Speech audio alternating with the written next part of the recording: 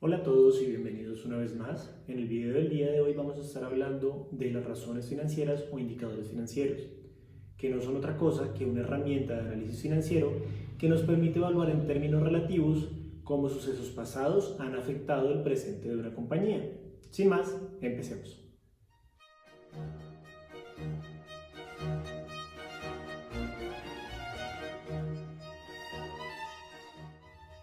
Valdría la pena que empecemos por responder cuál es la importancia de los indicadores financieros. Y resulta que en principio la información que nos entregan los estados financieros carecen un poco de contexto, porque por ejemplo si yo le digo a usted que tengo un nivel de inventarios de 100.000 pesos, sería muy difícil tomar una decisión sobre si esa cantidad es suficiente o no me permitirá satisfacer la demanda de mis clientes. En ese sentido, la importancia de los indicadores financieros es intentar responder estas preguntas al contextualizar las cifras. Adicionalmente, los indicadores financieros también nos ayudan a entender el riesgo que puede correr la empresa en determinados ámbitos. Tenga muy presente que el riesgo no es bueno o malo per se. En realidad, lo único malo del riesgo es no conocerlo y por consiguiente no monitorearlo. En este sentido, los indicadores financieros nos permiten medir ciertas cifras en términos de riesgo y retorno. Al respecto iremos viendo cómo lo desarrollamos en la medida en que avancemos en el video.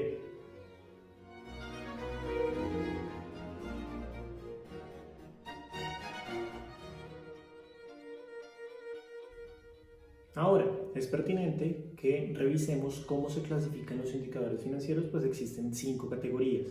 La primera son los indicadores de liquidez, seguida por los indicadores de actividad, rentabilidad, endeudamiento y servicio de la deuda. En el video iremos abordando una por una de estas categorías explicando los principales indicadores financieros que las componen y su interpretación.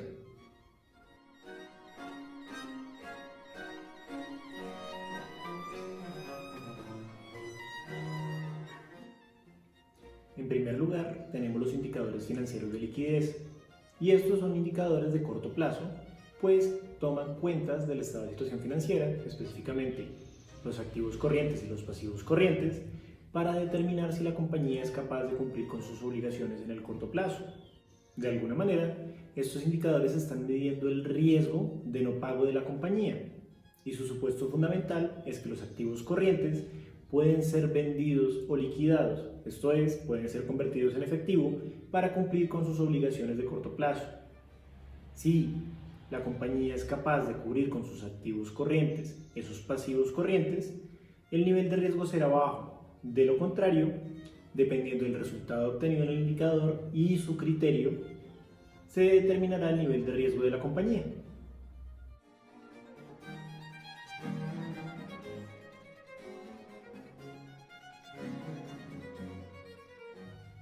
El primer indicador que nos vamos a topar cuando hablemos de indicadores de liquidez es la razón corriente. Precisamente este es el indicador más simple dentro de los indicadores de liquidez. Básicamente la fórmula es tomar el activo corriente y dividirlo entre el pasivo corriente. ¿Cómo se interpreta? Si el resultado es menor que 1, lo que quiere decir esto es que los activos corrientes son insuficientes para cubrir los pasivos de la compañía, los pasivos corrientes, y por consiguiente la posición de liquidez de la compañía es riesgosa. De otro lado, la razón corriente puede ser mayor a 1, y en este caso nos quiere indicar que los activos son suficientes o más que suficientes para cubrir esas obligaciones. De otro modo, debemos tener cuidado. ¿Por qué? Porque si el valor es muy superior a 1, lo que nos puede indicar es que la compañía tiene exceso de liquidez, y el riesgo principal de tener exceso de liquidez es que se pierde rentabilidad. ¿Por qué? Porque se tiene dinero haciendo nada. Esto es un activo ocioso. Para determinar si este es el caso, es necesario comparar con otras empresas de la misma industria o con el promedio de la industria para determinar si ese es el caso. Veamos ahora el cálculo de la razón corriente utilizando el ejemplo de Enel Codensa, que es con el que hemos venido trabajando a lo largo de los videos. Vayamos al Excel por el momento y les estoy mostrando los estados financieros ajustados que hemos desarrollado en un video anterior. Previamente he desarrollado una plantilla, como es costumbre, para facilitar todo el desarrollo del cálculo de los indicadores. El primero que tenemos acá es la razón corriente, y para ello requerimos la cuantía de los activos corrientes, que tenemos acá, y lo mismo para los pasivos corrientes, que los tenemos aquí. El resultado es bastante sencillo, es tomar el activo corriente y dividirlo entre el total de pasivos corrientes y obtenemos un resultado de 0,72, esto es inferior a 1. Podría ser un indicio que la posición de liquidez de la compañía no es tan favorable como esperaríamos. Voy a copiar y a pegar el resultado para ver el resto de los años. Así, para 2018 tendríamos un resultado de 0,66 y para 2019 uno de 0,70 veces.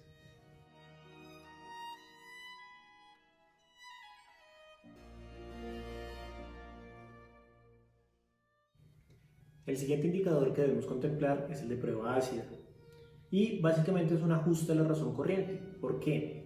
Recuerde que el supuesto detrás de la razón corriente es que todos los activos corrientes de la compañía se pueden liquidar o vender para cubrir los pasivos corrientes. En la vida real este supuesto es descabellado. ¿Por qué? Porque es muy difícil vender en un solo momento todos los activos corrientes de una compañía. Por esto, el ajuste que realiza la prueba ácida es eliminar el activo corriente de menor liquidez. Cuidado, en la literatura académica disponible muchas veces se asume que el inventario es el activo corriente menos líquido que existe. Y contra ello debo decir que no todas las industrias son iguales, por consiguiente no siempre será el inventario la cuenta menos líquida. De ahí es importante la aplicación de su criterio y determinar factores que le permitan establecer si en este caso el inventario no es el activo corriente menos líquido. Retomando la fórmula, tendríamos en el numerador activo corriente menos el activo menos líquido dividido en el denominador el pasivo corriente. ¿Cómo es la interpretación? Al igual que en la razón corriente, todo depende si es menor o mayor a 1 y sin embargo debemos ser cuidadosos porque al sustraer el activo corriente menos líquido, por supuesto obtendremos un resultado peor que el de la razón corriente. La interpretación requiere de un poco de cuidado precisamente porque le estamos restando un activo a la compañía con el cual podría cubrir esos pasivos corrientes. Retomemos una vez más el ejemplo de Codensa para determinar cómo se realiza el cálculo de este indicador. Para ello les estoy mostrando la plantilla que he desarrollado y simplemente voy a tomar los valores del activo corriente y el pasivo corriente que utilizamos para desarrollar el cálculo de la razón corriente. Ahora, con referencia al activo menos líquido, como les decía, no necesariamente debe ser el inventario. Y en este caso es particularmente cierto porque el activo menos eficiente, esto es, el que más tiempo tarda en convertirse en dinero, es las cuentas comerciales y otras cuentas por cobrar. Por eso voy a usar este activo. Antes de hacer el cálculo voy a arrastrar los datos para ya tenerlos disponibles y simplemente voy a tomar en el numerador, como les decía, el activo corriente menos el activo menos líquido dividido el pasivo corriente. Esto nos da en esta oportunidad una prueba ácida de 0,41 veces. Esto es inclusive menor que la razón corriente como podíamos haberlo anticipado y reafirma de alguna manera que la posición de liquidez de la compañía no es tan favorable como esperaríamos.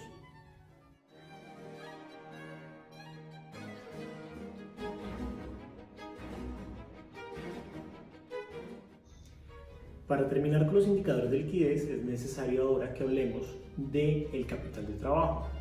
Y más que una razón, en realidad el capital de trabajo nos muestra la inversión permanente que realiza la compañía en el corto plazo. Es típico que cualquier compañía invierta en cuentas por cobrar, esto es, ventas que realiza crédito, inventarios y se financia a través de cuentas por pagar. Piensa en lo siguiente, si un proveedor le ofrece a usted financiación por 30 o 60 días, ese proveedor está usando parte de sus recursos para ofrecerle a usted la liquidez necesaria para llevar a cabo su operación, lo está financiando. Como mínimo, el capital de trabajo siempre tendrá en cuenta estas tres cuentas del estado de situación financiera.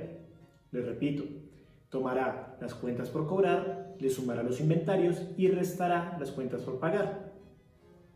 También podemos conocer el capital de trabajo como OPEX, es decir, las inversiones o gastos operacionales de la compañía.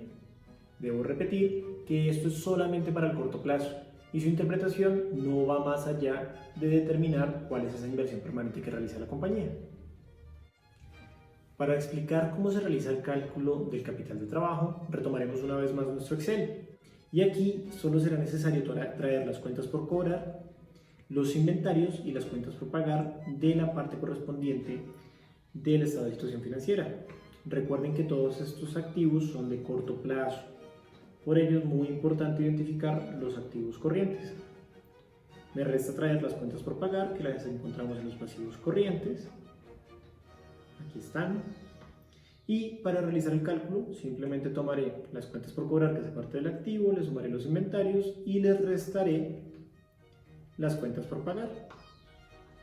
Copiaré y pegaré las fórmulas para tener los cálculos para todos los años. Y si se fijan, todos los resultados son negativos. ¿Esto qué quiere decir? Que son los proveedores quienes están financiando la inversión de la compañía en el corto plazo. La compañía no está usando efectivo para financiar su operación de corto plazo.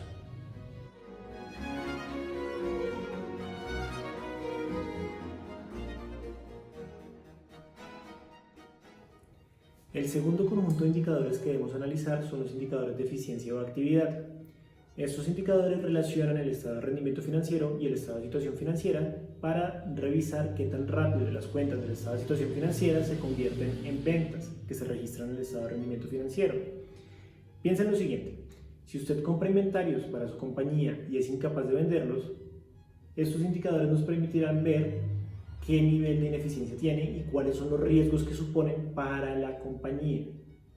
Precisamente existen dos tipos de riesgos en este caso. Un primer riesgo es de liquidez, pues en la medida en que usted sea incapaz de recuperar el dinero que invirtió en ese inventario, pues tendrá un problema de liquidez y adicionalmente tiene un problema de rentabilidad, porque las ganancias que podrían derivarse de ese inventario, de la venta de ese inventario, tardarán demasiado en realizarse y posiblemente, si las financió con deuda, el beneficio que obtendrá será muy bajo.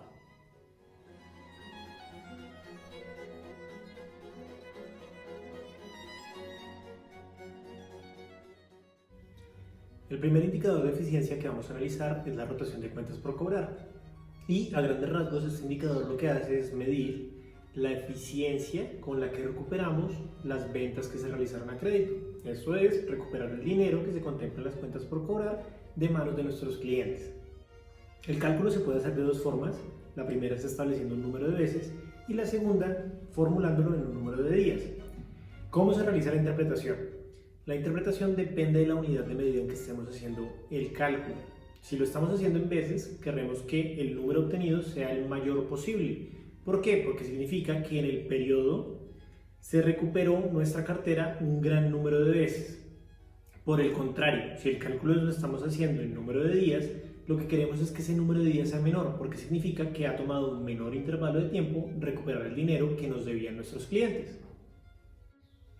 Para ejemplificar el cálculo de la rotación de cuentas por cobrar, retomaremos una vez más nuestro Excel. Y como se pueden dar cuenta, el primer indicador que vemos es precisamente el de rotación de cuentas por cobrar. Haremos el cálculo de las dos maneras, en veces y en días. Para realizar el cálculo en veces, debo tomar las cuentas por cobrar que ya había determinado previamente en nuestro ejercicio del capital de trabajo, y ahora también debo relacionar los ingresos operacionales, que sé que hacen parte del estado de rendimiento financiero y se encuentra al inicio de nuestros estados financieros ajustados. El cálculo del número de veces es bastante sencillo, simplemente debo tomar los ingresos operacionales y dividirlos en las cuentas por cobrar. Con esto obtengo una rotación de cuentas por cobrar en veces de 8.77. Ahora, para determinar el cálculo en días, lo primero que debo hacer es determinar el número de días del periodo. Como estoy trabajando en un marco de un año, asumo que ese año tiene 360 días. Sin embargo, también podría estar trabajando en trimestres y en ese caso asumiré que son 90. Y por otra parte, si fuera un semestre, pues asumiría que son 180. Por supuesto, el número de días del periodo afecta el resultado final que obtenemos de la rotación de cuentas por cobrar en días. Retomemos nuestro ejemplo que se basa en 360 días. Para determinar o pasar de veces a días, simplemente debo tomar los días del periodo y dividirlo entre el número de veces. Esto nos da un resultado de 41 días para la rotación de las cuentas por cobrar. Eso en el 2017. Para determinar el resto de años basta con copiar y pegar el resultado que ya hemos determinado. Así vemos que en 2018 el resultado es de 43 días y en 2019 de 45. En la medida en que van aumentando los días, sabemos que la gestión de cobranza está disminuyendo, está siendo peor, nos está tomando más tiempo recuperar la plata de nuestros clientes.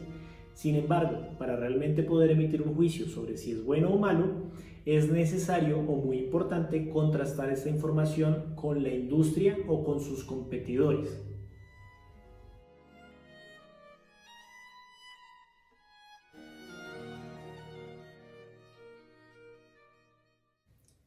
El siguiente indicador de eficiencia que debemos contemplar es la rotación de inventarios, y básicamente esto mide qué tan rápido se venden o comercializan los inventarios que tiene la compañía.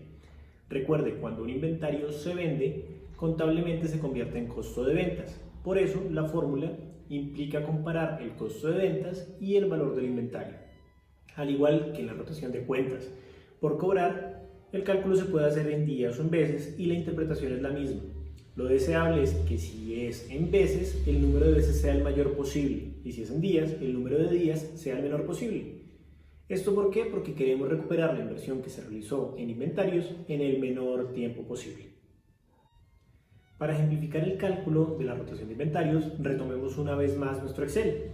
Y una vez allí, lo que debemos hacer es tomar el valor de los inventarios que previamente habíamos calculado en el capital de trabajo y el costo de ventas. En el Codensa tiene la particularidad que en su estado de rendimiento financiero no especifica un costo de ventas como tal. Sin embargo, asumimos que el aprovisionamientos y servicios, esa cuenta, representa de alguna manera el costo de ventas. Voy a poner el valor como menos esa celda para obtener un costo de ventas positivo y que no se afecte nuestro cálculo del indicador. Ahora, al igual que como hicimos con la rotación de cuentas por cobrar, deberemos tomar el costo de ventas y dividirlo en el inventario. Con esto obtenemos una rotación de 27 veces. Si simulamos una vez más estos resultados para 2018 y 2019, vemos que el número de veces viene disminuyendo. Esto es, que cada vez toma más tiempo convertir esos inventarios en ventas. Ahora, el número de días del periodo sigue siendo 360, pues sigo trabajando con el mismo marco de tiempo, y para determinar la rotación en número de días, como ya les he dicho, basta con tomar el número de días del periodo y dividirlo en la rotación de inventario en veces. Con esto obtenemos para 2017 13 días, para 2018 14 y para 2019 22, lo que reafirma el análisis que veníamos realizando de este indicador en particular.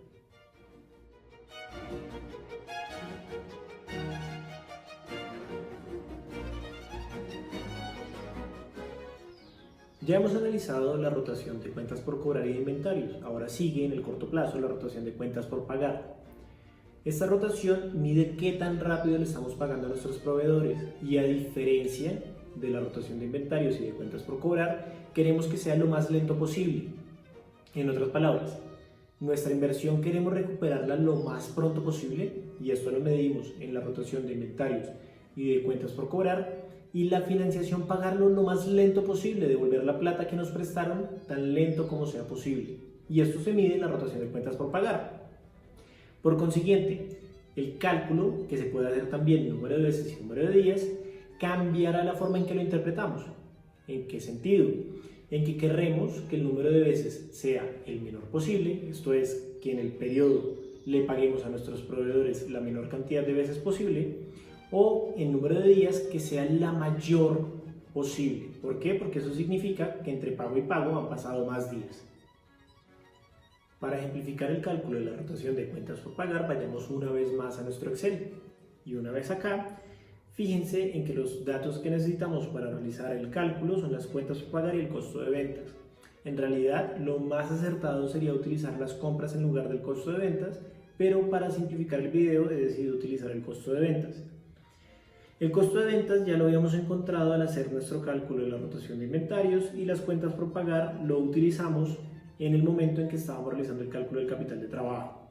Simplemente estoy arrastrando esos valores, y para obtener la rotación de cuentas por pagar en veces, basta con tomar el costo de ventas y dividirlo en las cuentas por pagar. Esto nos da para el año 2017 una rotación en veces de 4.94.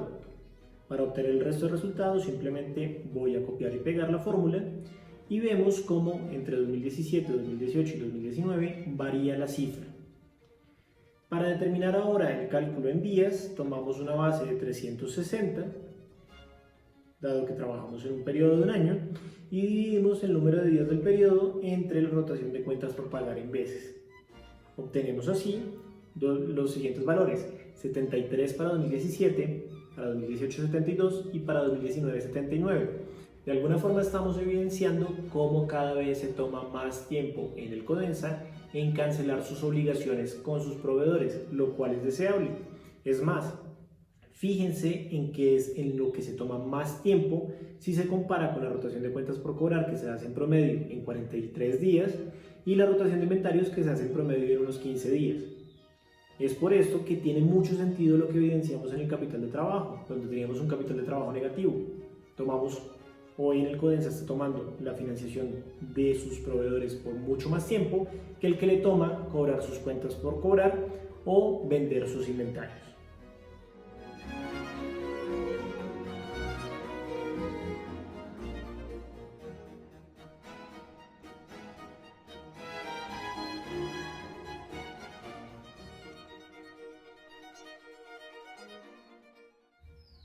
Los indicadores de eficiencia o actividad también se pueden medir en el largo plazo, y para esto existen dos por excelencia: el primero, la rotación del capital de trabajo, y el segundo, la rotación del activo total.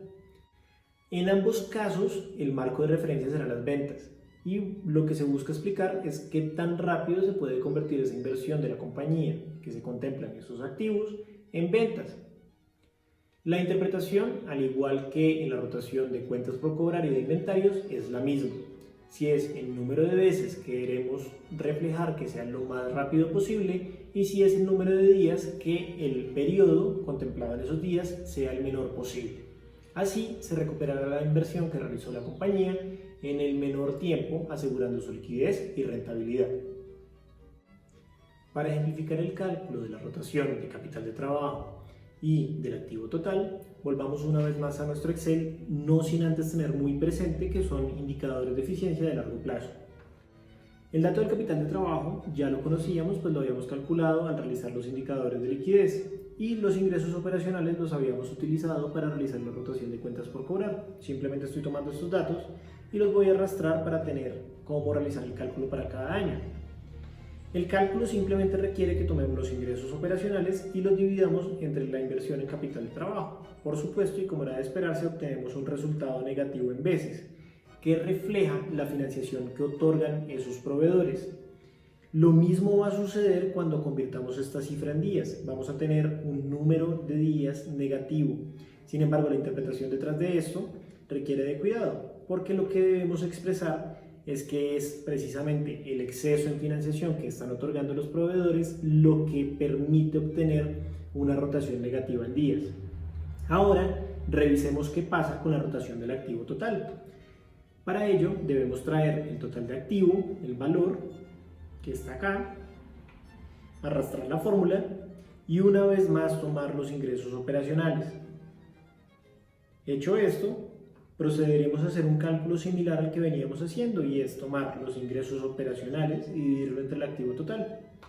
Esto sugiere un valor de 0.73 veces, es decir, tardaríamos más del periodo que estamos usando de referencia, en este caso un año, más de un año, en convertir la totalidad de los activos de la compañía en ventas. Esto es bastante común, pues la inversión no operacional, la que es no corriente, se realiza para una mayor cantidad de periodos, esto es para más de un año. Por consiguiente, tiene sentido que tome más de un año que esos activos se conviertan en ventas. ¿Qué tanto más allá de un año? Nos tomaría 490 días hacer que la totalidad de los activos para 2017 se conviertan en ventas. Una muy buena cosa que podemos observar acá en este indicador es que va disminuyendo, es decir, cada vez es más rápido en la medida en que pasa el tiempo. Fíjense que si en 2017 son 490 días, para 2019 serán 478.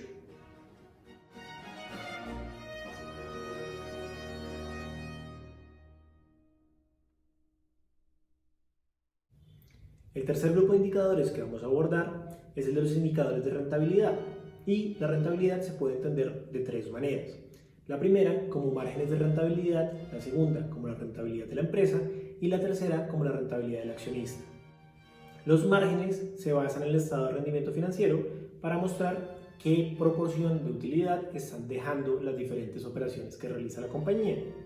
Por otra parte, la rentabilidad de la compañía y la rentabilidad de la empresa, que están representadas por el ROA y el ROE respectivamente, son a priori los primeros indicadores que nos permiten decidir si se debe realizar o no una inversión en una compañía, pues están estrechamente ligados con la generación de valor.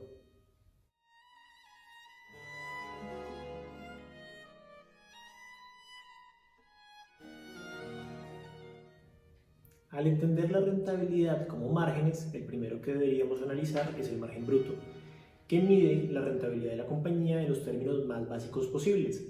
En otras palabras, lo que hace es tomar el ingreso operacional y restarle los costos de venta. Si la compañía es buena vendiendo sus productos a un precio mayor que el que le costó producirlos, obtendrá una utilidad bruta. Esto es lo que precisamente intenta medir el margen bruto, qué nivel de utilidad relativamente en porcentaje está dejando la compañía en su utilidad bruta. Retomemos una vez más nuestro ejemplo de Codensa para ejemplificar cómo se realiza el cálculo del margen bruto. Para ello necesitamos determinar la utilidad bruta, que en el caso de Enel Codensa no está nombrada así, pero sabemos que corresponde al resultado bruto de explotación, y también necesitaremos los ingresos operacionales que ya los hemos utilizado previamente. En cualquier caso, sin importar cuál sea el margen, el cálculo siempre es tomar la utilidad y dividirla en los ingresos operacionales. En este caso, para 2017, tenemos un margen bruto del 34%, para 2018 del 30.77% y para 2019 del 33.64%. La interpretación requiere de la comparación con otras empresas de la misma industria para determinar si es buena o mala, si es lo suficientemente alta o si por el contrario es bastante baja. Pero lo que sí no puede suceder es que el margen bruto sea negativo, porque lo que nos estaría diciendo es que la compañía es completamente incapaz de cobrar un mayor valor por los bienes o servicios que está comercializando que lo que le cuesta producirlos, y eso no tiene ningún sentido.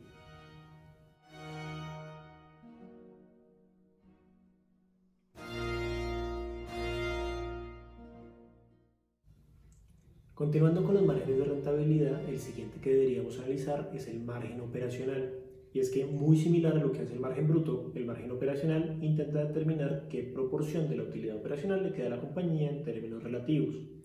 Ahora bien, a diferencia de lo que hace el margen bruto, en este caso, se realiza el cálculo teniendo en cuenta los gastos administrativos y de ventas. Sin embargo, la interpretación es bastante similar. Es inaceptable que el valor sea negativo, pues hasta este punto solo se está teniendo en cuenta las actividades que desarrolla normalmente la compañía en su operación. En caso de presentarse una rentabilidad operacional negativa o un margen operacional negativo, que es lo mismo, se deberán buscar eficiencias operacionales para recuperar la rentabilidad de la empresa en este punto.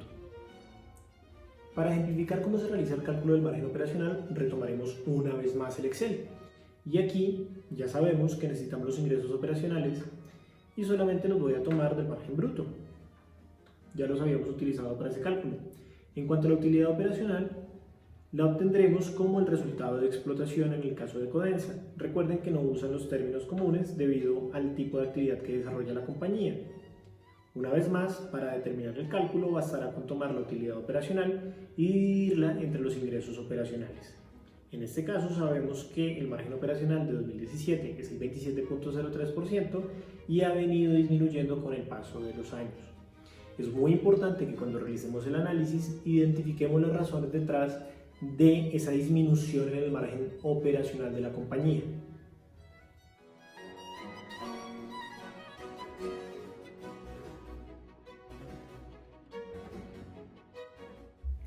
Para terminar con los márgenes de rentabilidad, nos falta hablar del margen neto, que mide qué proporción de la utilidad neta le queda a la compañía, en términos relativos. Ahora bien, a diferencia del margen operacional, en este caso se tiene en cuenta también los ingresos no operacionales, los gastos no operacionales y el pago de impuestos.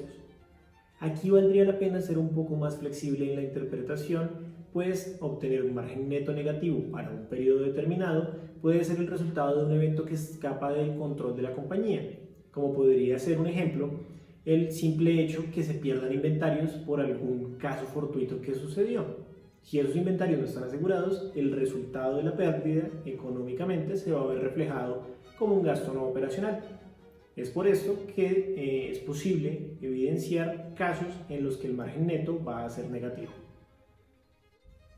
Veamos cómo se realiza el cálculo del margen neto volviendo a nuestro Excel, como ya es costumbre. Una vez más, y al igual que en los otros márgenes, necesitamos determinar los ingresos operacionales. Como ya los conocemos, simplemente traigo el dato más cercano. Voy a arrastrar el dato para cada uno de los años y ahora necesito encontrar la utilidad neta. Esa utilidad neta se encuentra al final del estado de resultados y en este caso está escrita como utilidad del periodo.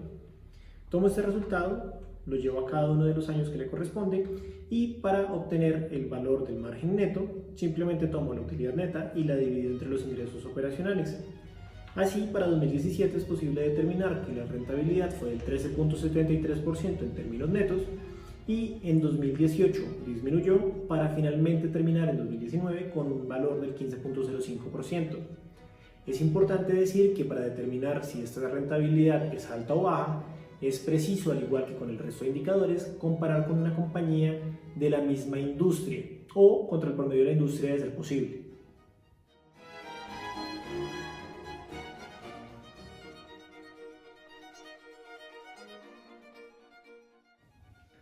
Hablemos ahora de la rentabilidad para la empresa y para ello, por supuesto, tendremos que hablar del ROA o retorno sobre los activos.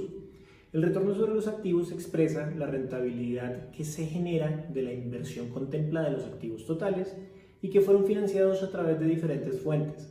En particular son tres: los recursos generados por la operación de la compañía, la financiación otorgada por terceros y la financiación otorgada por los accionistas. Lo ideal es que la rentabilidad del activo sea el mayor posible. Sin embargo, determinar si es alto o bajo depende de la comparación que realicemos con otras empresas o con la industria en sí misma.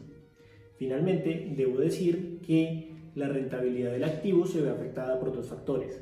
La primera es que a mayor eficiencia en la rotación de los activos, mayor será esa rentabilidad y también a mayor margen neto, mayor será la rentabilidad de ese activo.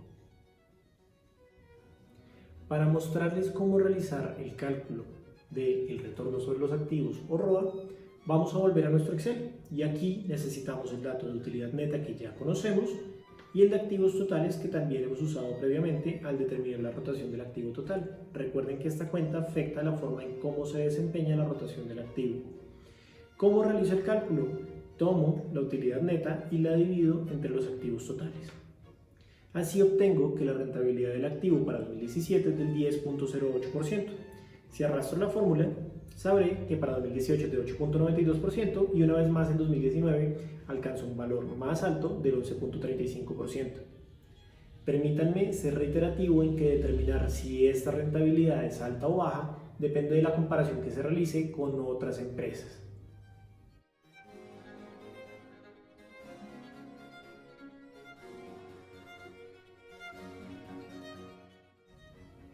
La rentabilidad para los accionistas nos obliga a hablar necesariamente del ROE, y es que el ROE de alguna forma es uno de los indicadores predilectos por los inversionistas para determinar cuál es la rentabilidad que va a generar su inversión, en especial cuando lo comparan con otras compañías.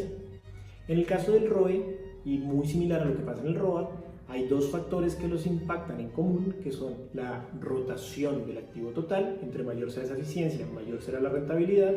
El margen neto, que entre mayor sea, mayor será la rentabilidad. Y a diferencia del ROA, el ROE se afecta por un tercer factor, y este es la cantidad de deuda que está utilizando la compañía.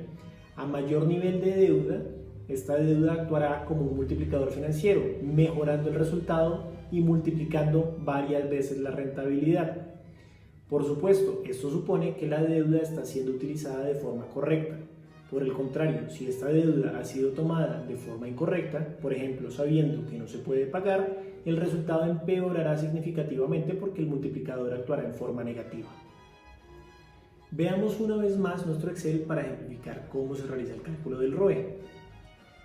Nuevamente necesitamos la utilidad neta y, a diferencia de lo que veníamos haciendo con el ROA, necesitaremos el patrimonio, pues lo que estamos midiendo es la rentabilidad rentabilidad del accionista.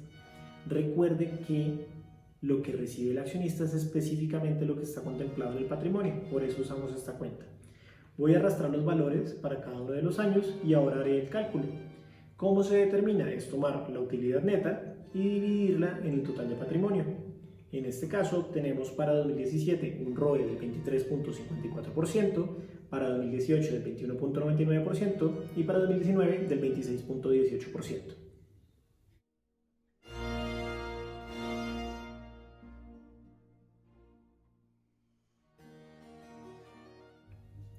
Usualmente, para determinar si una inversión vale la pena o no, se utilizan modelos mucho más avanzados que el simple análisis con indicadores financieros.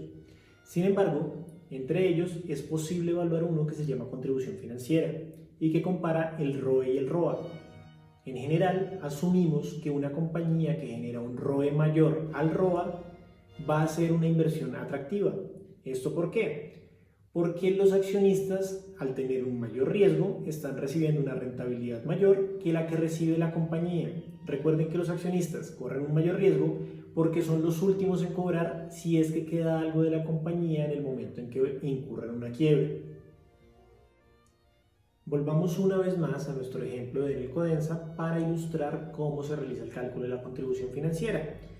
Como ya les he anticipado, necesitamos el ROE y el ROA para realizar este cálculo, siempre teniendo muy presente que el ROE debe ser mayor al ROA por las razones que ya les he expuesto. En el caso de Codensa, esta condición se satisface y de alguna forma es un indicativo de que la compañía es capaz de generar valor, por lo cual en principio sería una buena inversión.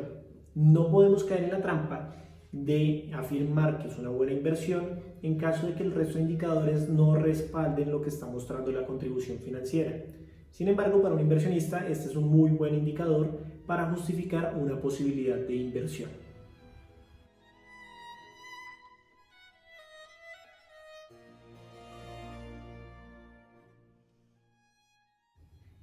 La cuarta categoría de indicadores que debemos analizar son los indicadores de endeudamiento o apalancamiento. Estos indicadores se enfocan en la deuda financiera, que es diferente a los pasivos totales porque hace referencia a las obligaciones financieras o con bancos y a los pasivos que tengan un costo por intereses asociado. Ahora bien, recuerde, la deuda en sí misma no es buena o mala, pero debe ser monitoreada. Una razón por la que la deuda es buena es porque aumenta el valor de las empresas a través de algo que se conoce como el escudo tributario. Sin embargo, una deuda buena se convierte en una deuda mala cuando se alcanza lo que se conoce como el punto de estrés financiero. Este es el punto donde el costo de tener la deuda sobrepasa los beneficios tributarios de haberla solicitado y puede llevar a la compañía a la bancarrota o insolvencia.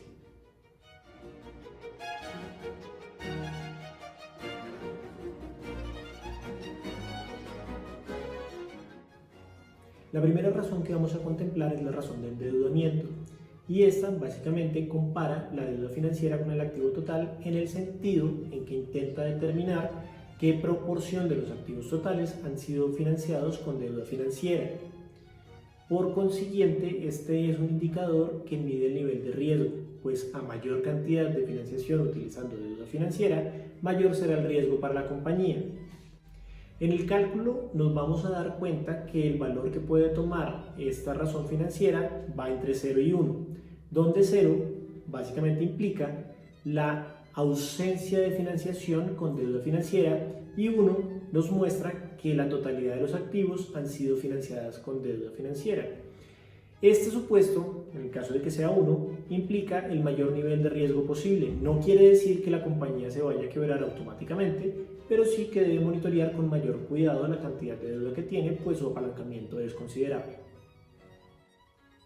Vamos a revisar cómo se realiza el cálculo de la razón de endeudamiento y para ello retomaremos nuestro ejemplo de Codensa y el Excel en el que hemos venido trabajando a lo largo del video. Como se pueden dar cuenta, el primer cálculo que debemos realizar es el de la deuda financiera. Para ello, recurriremos al estado de situación financiera, específicamente al pasivo, y allí intentaremos determinar cuáles activos tienen un costo asociado por intereses. En este caso es bastante fácil porque corresponde al de otros pasivos financieros de corto y de largo plazo. La deuda financiera para este tipo de indicadores no está discriminada entre corto y largo plazo, por eso necesitamos los dos valores. En cuanto a los activos totales, es un valor que ya hemos utilizado previamente y el más reciente es el del ROA, así que simplemente lo tomaré, arrastraré los valores para el resto de periodos y realizaré el respectivo cálculo, que no es otra cosa que tomar la deuda financiera y dividirla entre los activos totales. El resultado que obtenemos es de 0.30 o 30%, lo que es equivalente, y significa que el 30% de los activos estarían financiados a través de deuda financiera o un pasivo con costo de intereses.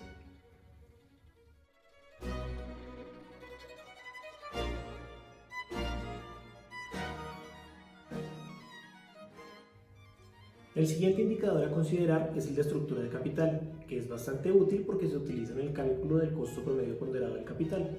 Sin embargo, como estamos hablando de momento de los indicadores financieros, lo que intenta hacer es comparar la deuda financiera con el patrimonio, es decir, está contrastando la cantidad de financiación entre las dos fuentes con costo que tiene la compañía. La primera fuente, la deuda financiera, y la segunda, el patrimonio. Este valor puede ir de 0 a infinito. Entre más cercano sea este valor a infinito, mayor será el riesgo que asume la compañía por su endeudamiento. Si el valor fuese de 0, esto implicaría que la compañía está completamente financiada por patrimonio. Para ejemplificar el cálculo de la estructura de capital, retomemos una vez más nuestro archivo de Excel.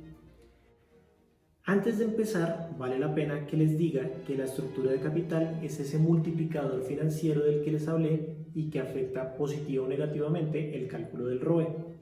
Ahora bien, al igual que la razón de endeudamiento, necesitamos la deuda financiera que hemos calculado previamente y el valor del patrimonio que podemos traer de nuestro dato del ROE. Ya con todos los datos, bastará con tomar la deuda financiera y dividirla entre el patrimonio. Esto nos da valores del 69.35% para 2017 y un valor bastante similar al final del periodo analizado, que es 2019, del 69.77%. Determinar si esta estructura de capital es alta o baja, riesgosa o no, dependerá de la comparación que realicemos con compañías de la misma industria o contra el promedio de la industria en sí mismo.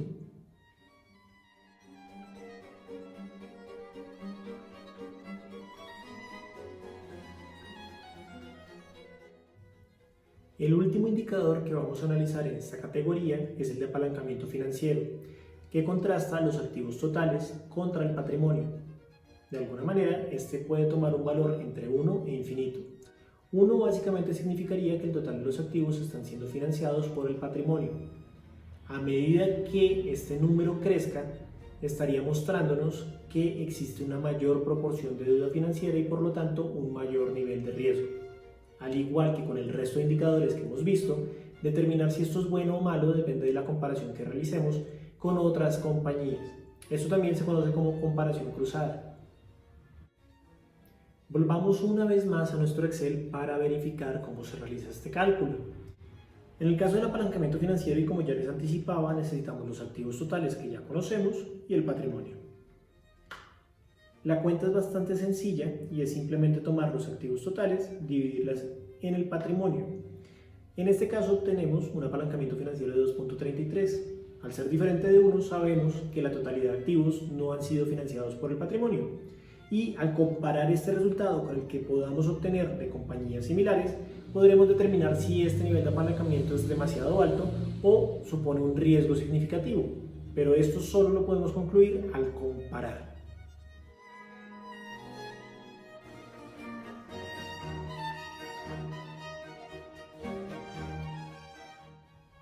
La quinta y última categoría que debemos analizar es la de capacidad de servicio de la deuda.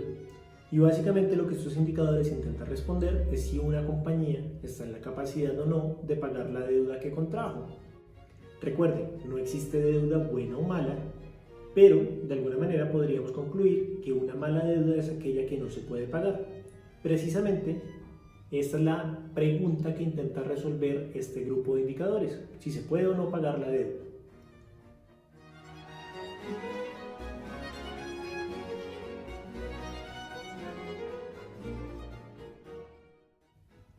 El primer indicador que vamos a abordar es el de cobertura de intereses. y básicamente lo que intenta determinar es si la compañía tiene los recursos suficientes para asumir el gasto por intereses que se genera de una deuda. Los valores que puede tomar este indicador pueden ir de menos de 1 o más de 1. Si los valores son menores a 1, significa que la compañía no tiene los recursos suficientes para asumir el gasto por intereses. Por el contrario, si el valor es mayor a 1, nos está diciendo que la compañía tiene los recursos suficientes para cubrirlos. Entre mayor sea el indicador, mayor será la posibilidad de la compañía para cubrir ese gasto por intereses. Veamos cómo se realiza el cálculo de la cobertura de intereses, retomando una vez más nuestro Excel. Una vez aquí, es posible darnos cuenta que para el cálculo necesitamos la utilidad operacional, que ya hemos trabajado previamente, y también necesitaremos el gasto de intereses. Para ello recurriremos al estado de rendimiento financiero y utilizaremos de momento el gasto financiero. Dentro de ese gasto financiero están incluidos los intereses financieros. Sin embargo, si se quisiera tener una mayor precisión, podemos ir a las notas de los estados financieros y muy seguramente encontraremos desglosados los gastos por intereses. De momento asumiremos que esto es suficiente. Ahora, para realizar el cálculo tomaremos la utilidad operacional y la dividiremos entre el gasto por intereses. Fíjense cómo el valor es superior a 1, bastante superior a 1, lo que nos dice que la compañía es capaz de asumir el costo de la deuda, esto es, el gasto por intereses.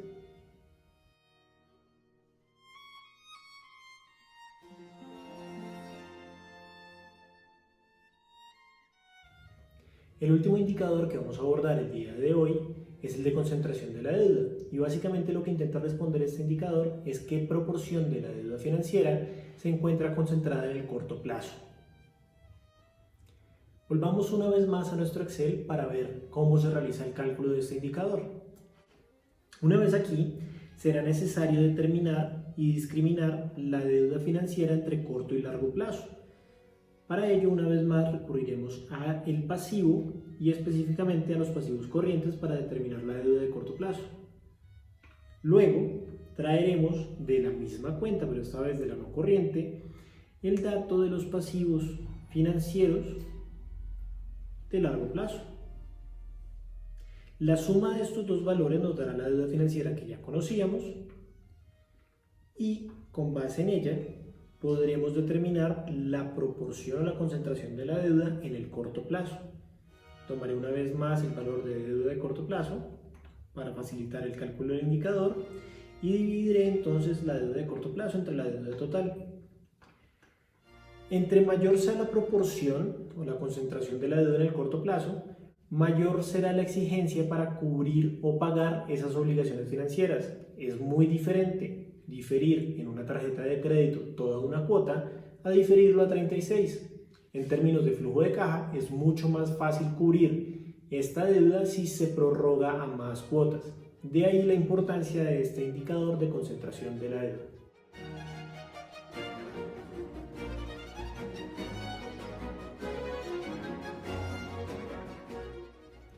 Una recomendación que les he venido haciendo a lo largo del video es realizar comparación cruzada. ¿Qué es comparación cruzada?